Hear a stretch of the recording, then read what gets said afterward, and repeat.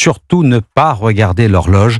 Le Premier ministre, toujours à la recherche de la formule idéale pour constituer un gouvernement capable de résister à la censure, faire des concessions à gauche sans froisser la droite et inversement. C'est l'objectif de Sébastien Lecornu, mission difficile. Et du côté du Rassemblement national, on n'a pas l'intention de lui faciliter le travail. Invité du 20h de TF1 hier soir, Marine Le Pen l'a clairement mis en garde, Maï-Hélène Trémollet.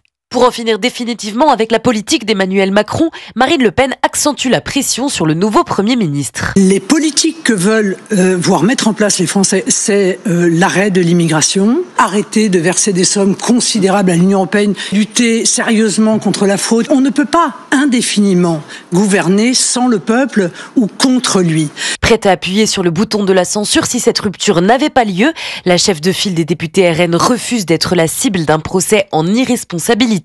Elle affirme parler au nom des Français. Il faut donc dissoudre, permettre des élections à nouveau législatives et que les Français donnent un chemin et faire en sorte de le respecter. Fidèle à sa stratégie, le RN attend néanmoins les premières pistes budgétaires pour pouvoir juger sur pièce, sans se faire d'illusions sur le nouveau locataire de Matignon. Ce n'est pas en nommant toujours des clones que le président s'en sortira, explique un élu.